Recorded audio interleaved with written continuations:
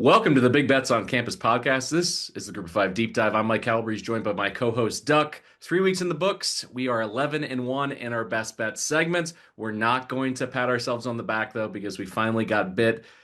Duck, why don't we just jump right into it? You had another winner in hands, covering the number in the second half, talking Cincinnati Bowling Green. I know this is the sounding off segment. You want to fire from the hip right away. We have so much to get to in this episode, so let's not waste any time. You can have the floor. Just absolutely call out the Cincinnati coaching staff.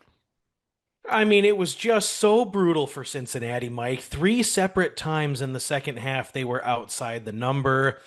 And you allowed Drew Pine to go 29 for 36 for 274, including 15 straight completions in the second half.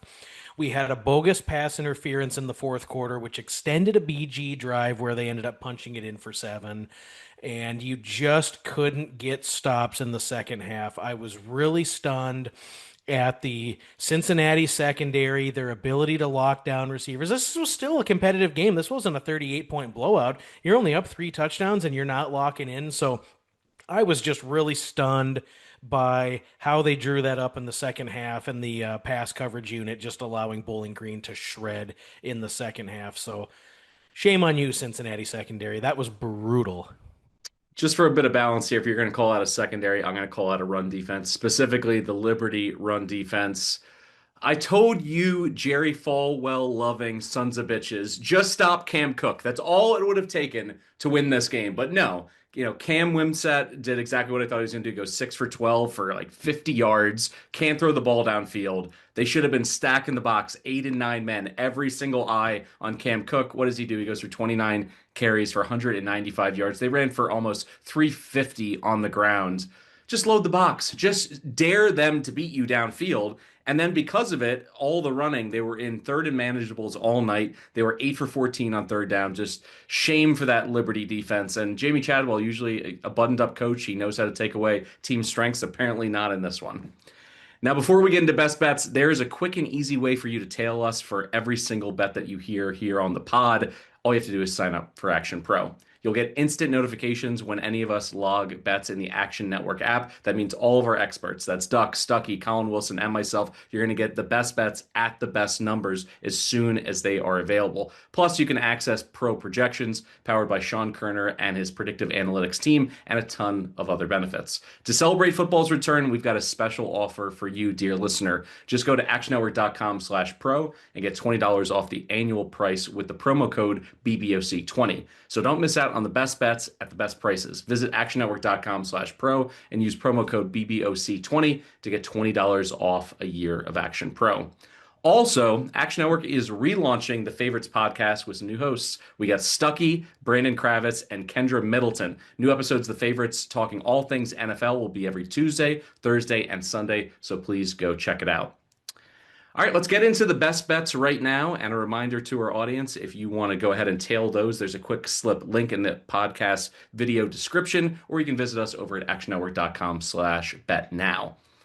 Duck, let's talk about your best bets here. You went 1-1 last week, suffered your first loss of the whole season, but as you mentioned, it was covering there late in the game, every opportunity to stay perfect on the season. You're fired up to get back into it. This is actually a game that's moving away from you, but it's still within range for you to play it. I'm talking about Wazoo traveling to Denton to take on the North Texas Screaming Eagles, the Mean Green, whatever they want to call themselves. They've been pretty good right out of the gate this year. They're coming off a gritty overtime win against Western Michigan. They rebounded from a very slow start to that game. They scored 20 points in the second half, and they have that walk-off touchdown in overtime to take it 33-30. Wazoo, meanwhile, is coming off an impressive 23-point win of their own against San Diego State, but the running game remains stuck in the mud. How are you seeing this home game playing out for North Texas and Wazoo? Well, I'm going to hold true to what we believe is true and what we researched all off season. And North Texas's defense is vastly improved. It may not look like it based on the final score up in Kalamazoo, but I felt the North Texas defense was put in some really tough spots, and Western Michigan really benefited from 3 short field touchdowns in that game to kind of inflate their point total. I think you're going to see Washington State now, first time on the road. This is the first of 4 times where they travel east of the Mountain Time Zone, and I think the operation might just look a little bit jerky now traveling to the foreign land. I think we're going to see North Texas really be able to, with Skylar Cassidy, draw it up and stifle that Washington State rushing attack. I think we're going to find that they're not going to be able to throw the ball as effectively. They don't throw it effectively anyway. But when you look at Washington State's game against San Diego State, there was a 5 minute stretch where Washington State scored 16 points, and the game kind of went sideways on San Diego State. There was also a phantom offsides penalty that negated a blocked punt, which really swung the momentum away from San Diego State. And it just kind of spiraled out of control. I think the other thing that we'll see that is going to be really important here is this is the first opponent that has a competent passing attack that will challenge Washington State's secondary. Idaho couldn't do it. San Diego State and Jaden Denegal couldn't do it. I know Mestamaker is ready to go here, and this group of receivers is really going to put the stress on Tucker Large and the safety group for Washington State. I think they get completely shredded here in the secondary. Mestamaker completing 66% of his passes this year with 5 touchdowns and hasn't thrown an interception. The threat of a passing attack will prevent Washington State from creeping 8 in the box, and it'll really create some holes in the run game as well. Now, as far as offensively for Wazoo, there should be absolutely no punch and no explosiveness here from the Cougs offensively. North Texas is 5th nationally in pass explosiveness allowed. Washington State's just 134th in pass explosiveness. North Texas 59th nationally in pass down success rate. Washington State 134th. Washington State is just 94th in success rate. They're just not a real connected group here offensively, and I don't anticipate that we're going to see it get figured out on the road against North Texas here. I'm giving Skylar Cassidy and his group the benefit of the doubt here to draw it up against Washington State. I've got this game. I think North Texas will control the second half. They'll be able to possess the football. They'll stifle anything Washington State wants to do offensively, and they'll win this game by a couple of touchdowns here in the fourth quarter. All right, for my best bet, I'm headed down to the Magic City. That, of course, is Birmingham, Alabama. And as Shakespeare once coined the phrase, strange bedfellows, that's exactly where I am here in week 3. I, Michael Calabrese of Free Will, am entering a gambling pact with Trent Ferris Dilfer. Just going to do it. It just feels right in this spot because when I look at it, this is 2/3 of a play on a at times dynamic UAB offense and 1/3 of a fade against an Akron team that I believe has completely bottomed out. The Zips haven't scored yet in 2025, outscored 78-0 in back-to-back shutouts at the hands of Wyoming and Nebraska. There is no path to bowl eligibility for the Zips at this point. Ben Finley can't even elevate this unit on his own. He's regressed behind a patchwork offensive line, and they've had no success whatsoever replacing their top 3 wide receivers from a year ago. UAB, meanwhile, is healthier than they've been all season long in the defensive side of things. They have laser focus because they know that they need to not just win this game, but needs to be a big statement win so it's a springboard into the rest of the season because bowl eligibility is still hanging on by a thread for them, even though they came off that loss against Navy. But let's talk about that for a second. When you look at what they did against the midshipmen, they scored 3 straight first half touchdowns. They got the ball, they punched it in for 6. They even added a field goal before halftime. So 4 drives, 24 points. And then things got murky. There was not 1, but 2 lightning delays. And sometimes with a younger team, a team that hasn't played together as much, it was Jalen Kitna's, I believe, 9th or 10th career start. It can be difficult to maintain that level of play, and it kind of fell apart. But if you listen to Coffee with Coach or Coach with Coffee, can't remember which one it is, outside of UAB's assistant sports information director, I've watched more of these Trent Dilfer pressers than anybody. He looked optimistic, and he's somebody who wears his emotions on his sleeve. He'll tell you when the locker room's falling apart. He'll tell you when there's issues in terms of effort. He liked what he saw from his team playing against a veteran Navy offense that even though they got him into some bad situations and they had an opportunity to take down Horvath in the backfield a few times, that offense with Chronic, as predicted, was able to shred them. They scored 38 points. They could have scored more. Obviously, they played that methodical pace, but he still liked what he saw enough in terms of effort, in terms of getting them into some third downs to be able to carry that momentum over here. And I think that's where you're going to see the difference here. This UAB defense is a little bit better. They're a little bit healthier. And Akron on the other side, I just don't see what they're going to do to stop this UAB offense because they look completely lost on that side of the ball. There's a gulf between these two teams in terms of EPA per play, in terms of UAB's offense and Akron's defense. UAB's offense 14th, Akron's defense 104th.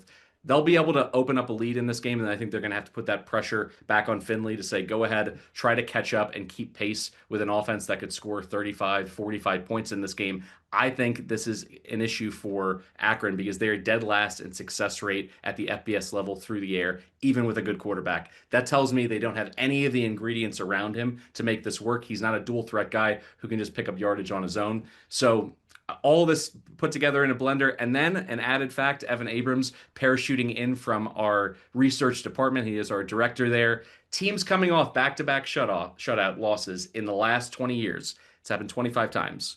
They are 3-22 in the following games straight up, and 7-16-2 against the closing number. So I'm going to go ahead and fade Akron here, lay all the way up to 2 touchdowns with UAB. I think you can find it at about 11.5 in the market right now. It's my best bet, number one here for week 3. What do you think about that one? My, how things have changed. You're turning into quite the Trent Dilfer apologist, if I do say so myself. I think this game really it's one that'll show major advantages for UAB offensively. I was very impressed and encouraged with what I saw from UAB. That was a really competitive game in the first half. I think their offense was more stifled by the extensive weather delay against Navy than it was against Navy's defense itself. And I think they have a real punch. They've got two dynamic running backs.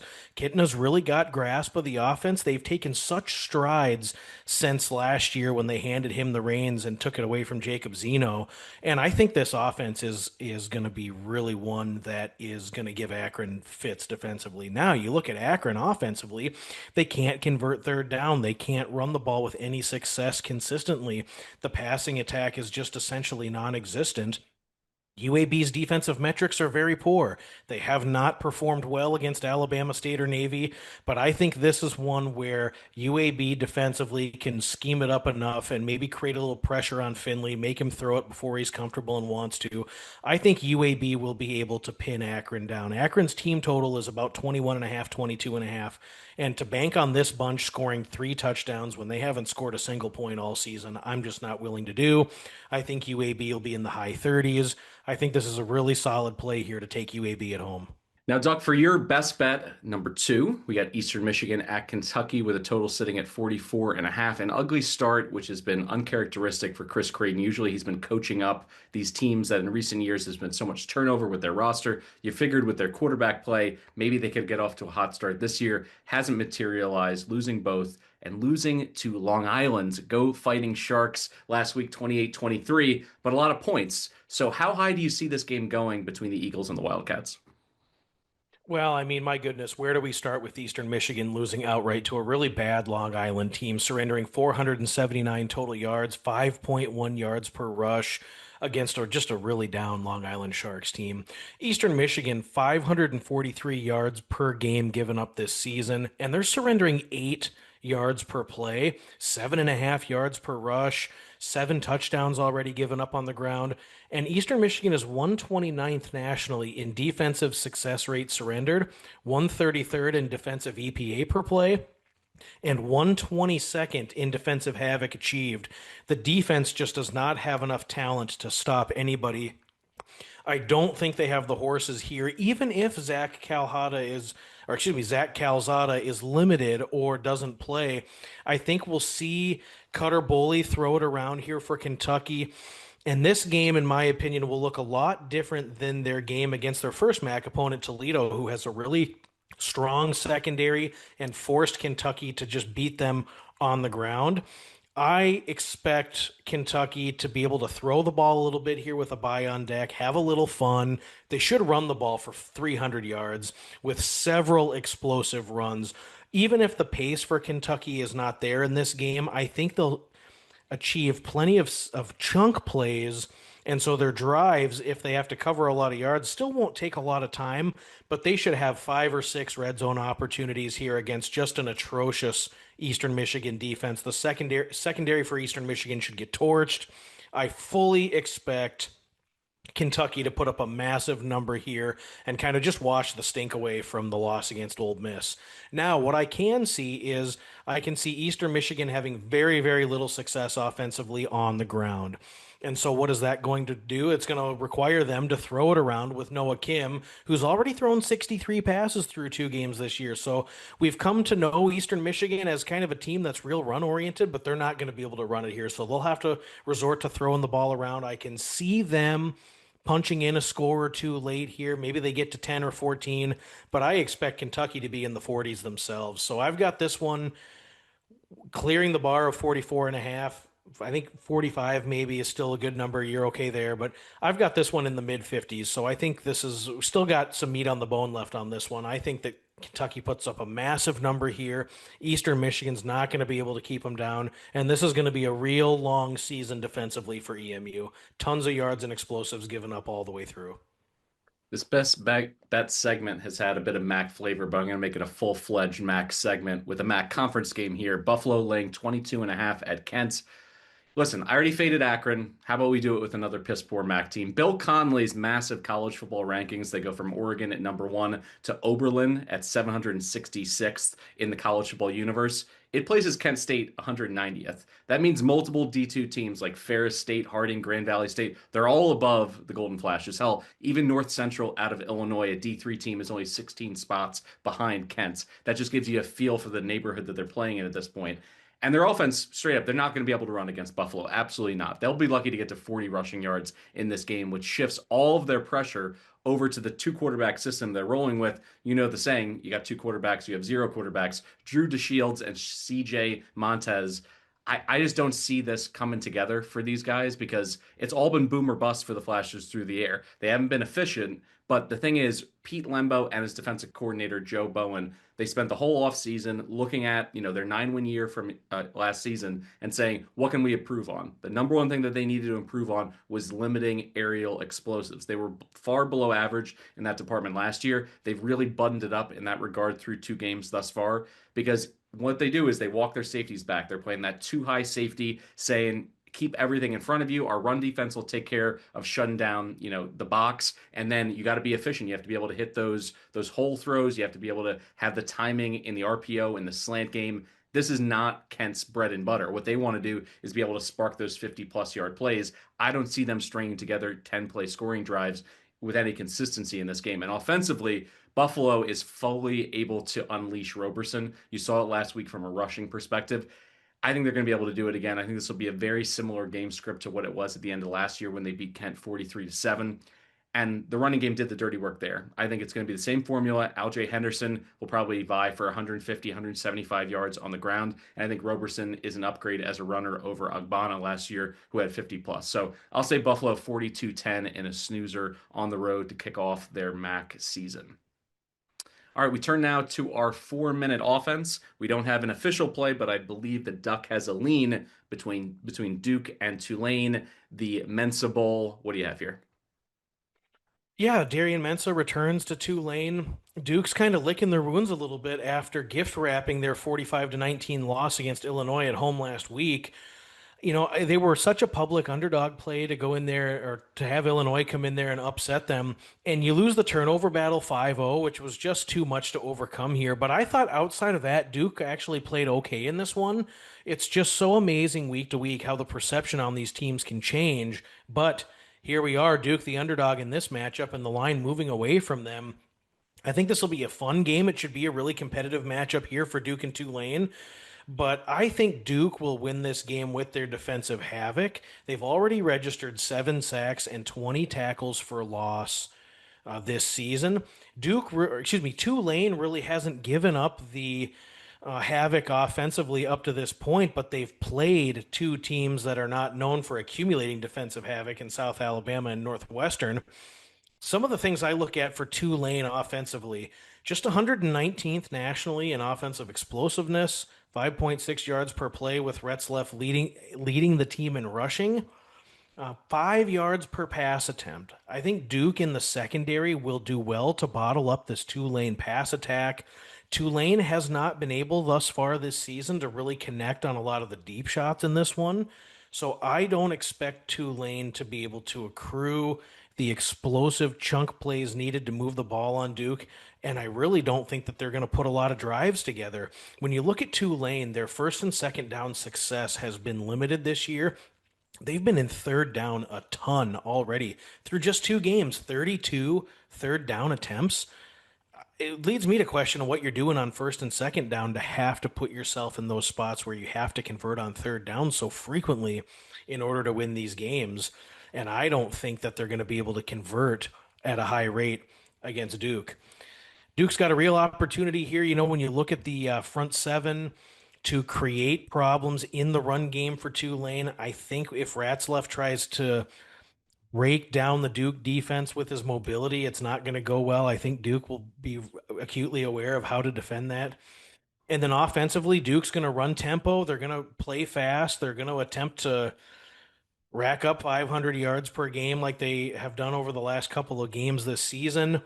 Yeah, I think Tulane was really fortuitous this season against South Alabama, which they started down 14-0. They benefited from some timely turnovers, and we saw Northwestern in week one just be overwhelmed by Tulane, turn the ball over so consistently, which set up the short fields, but I'm still not extremely impressed with what I've seen from Tulane offensively here. So I think the perception on Duke is a little too down. I think they clean up the turnovers, they clean up some of the foolish mistakes, and they go in there into Tulane in a real save your season spot. You don't want to drop two in a row this early in the season before starting conference play with North Carolina State coming in. So I lean Duke to go in there and get the win as an underdog. Football is back, and Underdog is the best place to make picks and win money all season long. Playing on Underdog is easy. Just pick whether your favorite players will go higher or lower on stats like touchdowns, receiving yards, interceptions, and more. You can play for as little as $1. Get all your picks right, and you could win up to 5,000 times your cash.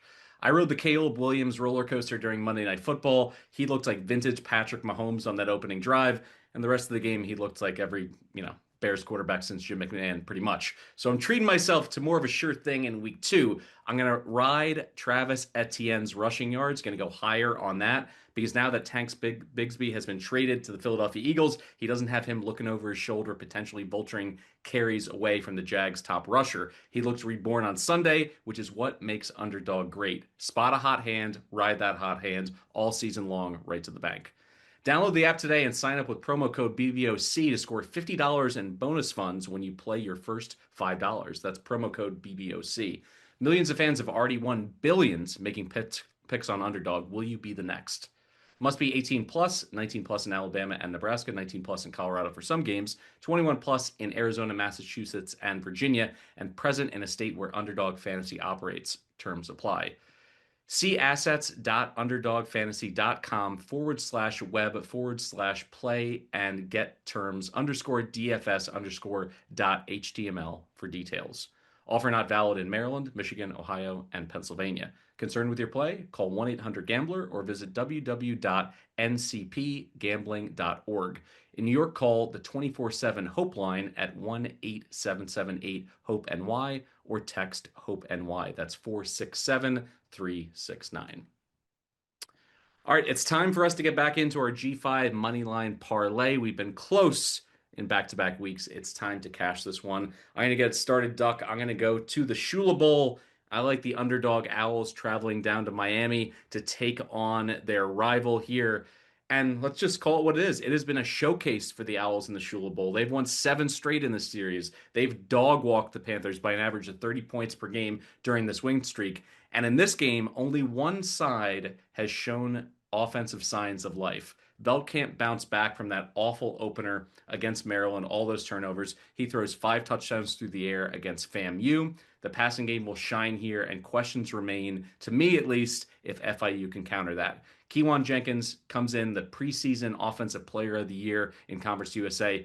He has yet to throw a passing touchdown. He has a rushing touchdown, but the passing game has left a lot to be desired, and Willie Simmons' offense continues to be dink and dunk. And that's going to put the Panthers in a lot of third down situations. And through 2 weeks at least, FAU's third down defense has been stout. They're borderline top 50, holding opponents to just a 30% conversion rate. I think that's where this game is going to swing. There's going to be some empty possessions for FIU. And then when the Owls have the ball, I've seen it. When Veltkamp is not under constant duress as he was against the Terrapins, he can pick you apart. He's got a deep receiving core. He's comfortable spreading the ball out to 6 or 7 different receivers. It's not just Messer. That's what we talked a lot about in the preseason. He was going to be the clear number one, but would anyone else elevate their play? I've seen enough through 2 weeks.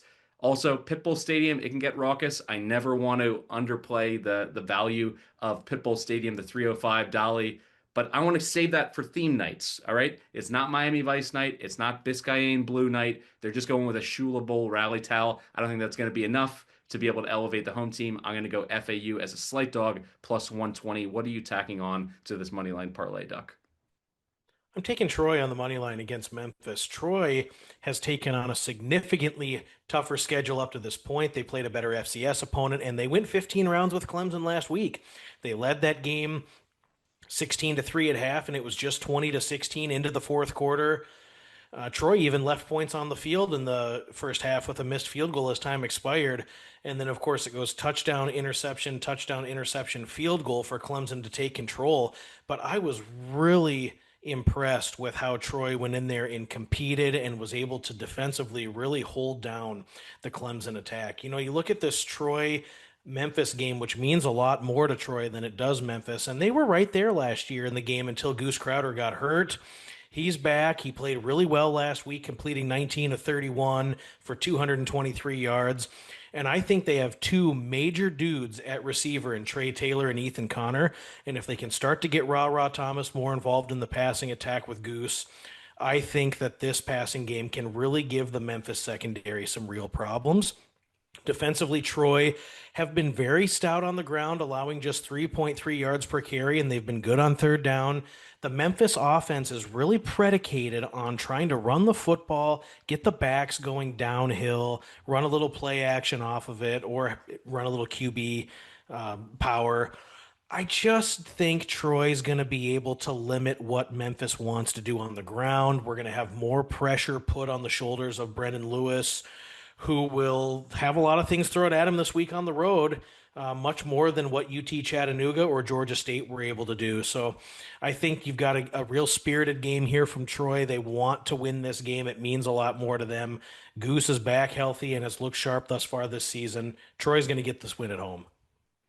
Check out the Parlay Express account in the free award-winning Action Network app, where we will be posting this G5 Moneyline Parlay. You'll find a bunch of other fun long shot bets and parlays there as well. If you were tuning in during the first week for our live show, that was with Stuck, Colin Wilson, Duck, and myself. Our best bet segment at the top of that show, parlayed together through the Parlay Express account, that cash. So you want to go ahead and follow that. You're going to get those numbers instantly as soon as they pop. You're also going to find the quick slip link in this episode description, both the video podcast and the audio podcast. Or you can visit us over at actionnetwork.com/bet now to find all the bets that you're hearing and give you an ability to tail so instantly. So go ahead and make sure you're subscribed not only to this podcast, but our video channel as well. That's BBOC over on YouTube.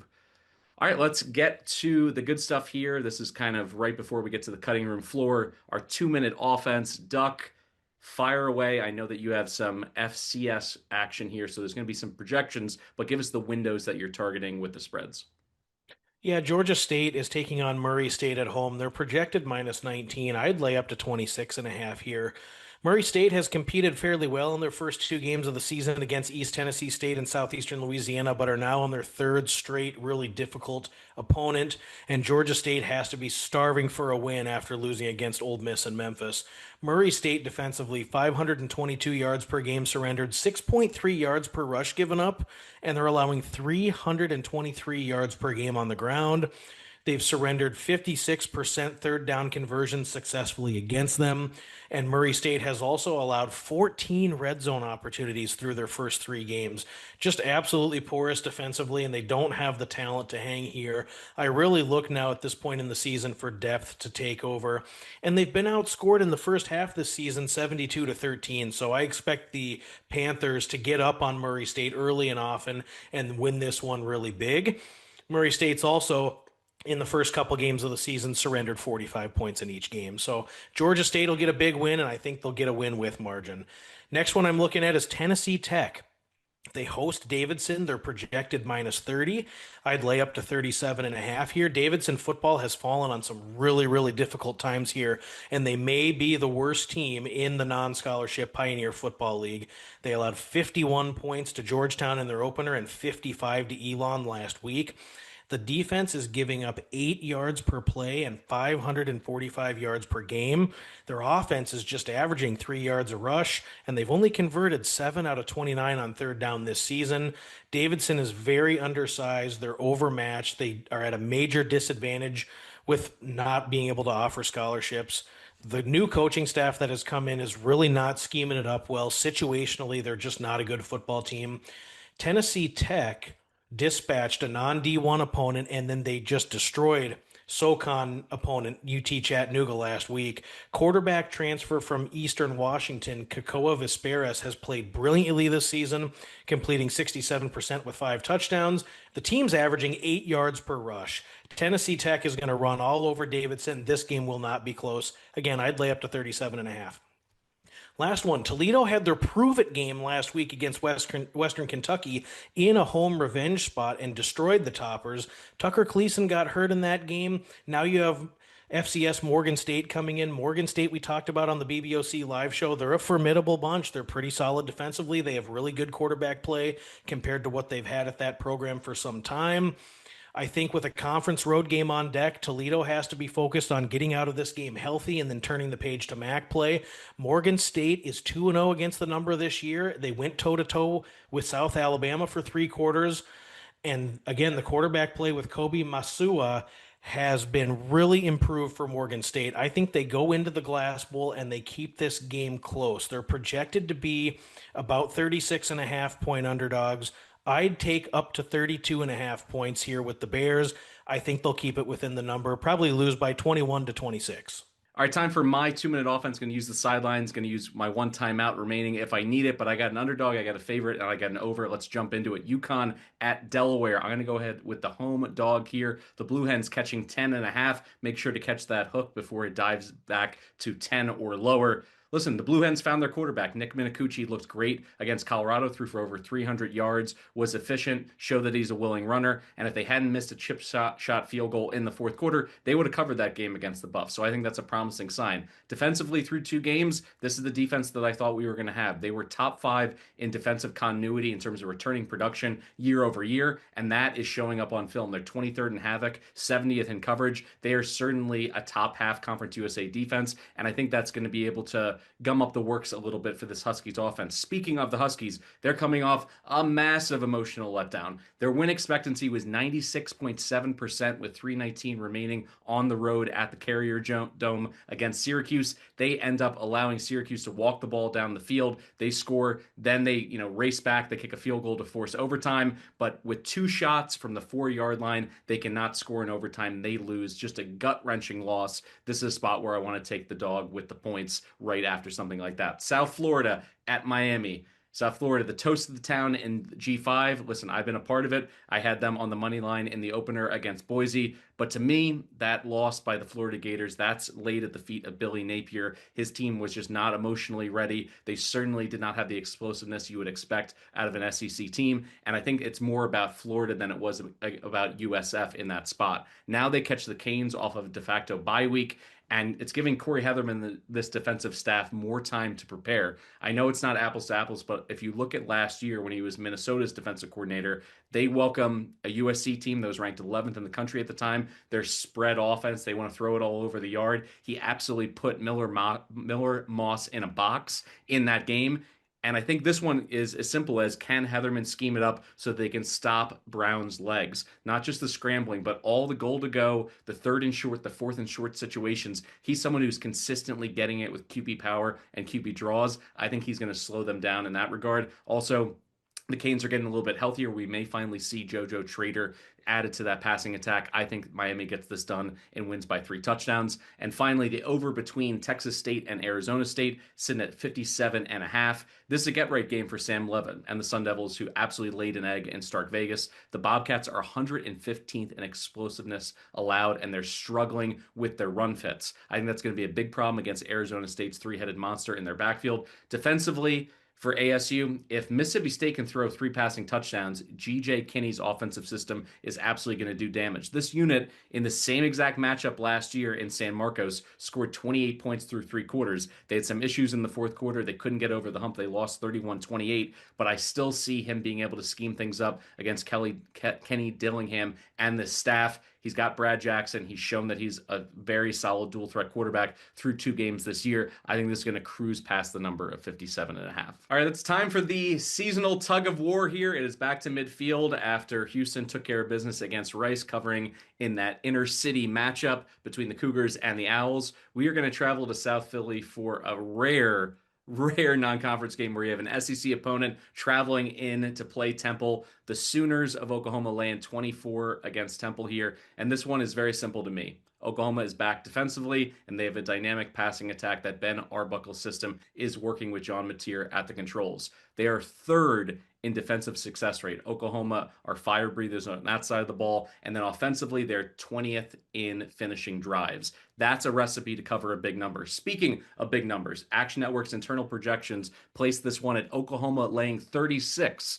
My number is at 30.5. So even though this has letdown spot written all over it coming off of that marquee win against Michigan, I am going based on the fundamentals of what they've done on both sides of the ball, the huge upgrade on offense with his system with Arbuckle, and Venables in exact spots like this. Let's look at him in paycheck games since he's taken over as OU's head coach. In 2022 against UTEP, 45-13, beat Kent 33-3 that year. Arkansas State in 2023 beat him 73-0. Tulsa 63-17, and then last year the same Temple team, they beat him 51-3, and they beat Maine 59-14. That's 5-1 against the spread in non-conference paycheck games where they're laying 24 or more. He won those games by an average of 46 points per game. Give me the Sooners all the way up to 28. I think it's the play. Don't worry, there may be a sleepy start. Maybe you want to hop in if they come up empty on that first possession and you get a little bit of value closer to 3 touchdowns. But I think the Sooners, once they lock into this game, they're going to run away with this one. Why do you like the Owls in this tug of war? I think we've seen Casey Keeler and his effect on this program be very evident with the offense playing with confidence and the defense has been playing with attitude. They made quick work of UMass and Howard easily. I'm not going to say that Temple has a real threat to win this game, but I think that they can just do enough to keep it within this number. This is a massive sandwich spot for Oklahoma after the big win against Michigan, and they've got Auburn on deck. I'll be real interested to see kind of what sort of intensity the Sooners come out with here and what they're focused on. Stadium will probably be half empty. It's a noon kickoff. It's just one of those tricky, sleepy spots. We thought Temple was really going to grind the pace down this season, and they haven't operated extremely slowly and methodically yet, but I think we'll see them really trim and truncate the possessions down here and operate very, very slowly offensively. I think they'll be able to ride Jay Ducker and squeeze out enough in the run game to stay on the field. Evan Seinman has been very proficient passing the ball so far this season, 9.0 touchdown to interception ratio, and he's completing 77% of his passes. I think we'll be able to see him complete some short passes to the tight ends, move the chains, and at least keep possession of the ball enough to keep the field position game from getting out of hand here. Defensively, this Owls bunch is allowing just 3.8 yards per play. They've only allowed 32% on third down. Can just see a little bit of a sleepwalk here. Maybe we look up in the second quarter and Temple's only down 3, and then Oklahoma pulls away late. Oklahoma will win this game, but I think they have bigger fish to fry, and I think Temple throws a little bit of a punch here at home. That'll do it for today's episode of the Group of Five Deep Dive under the Big Bets on Campus banner. Thanks for tuning in. And don't forget to download the free award-winning Action Network app and leave us a 5-star rating and review wherever you listen to the pod. I'll pick out a 5-star review and give that person a free $10 future for anything happening in the 2025 college football season. Remember, if you'd like to tail some of the bets that we talked about in today's episode, look for the quick slip link in the episode description. You can also go to actionnetwork.com/bet now. If you haven't already, please subscribe to our YouTube channel, search for BBOC, and you'll have access to all of our college football content throughout the year. Check out our guy Stuckey on the favorites every Tuesday, Thursday, and Sunday. This is his maiden voyage this week, so please throw some support behind him. Thanks for listening to the Big Bets on Campus podcast, and as always, best of luck with all your bets.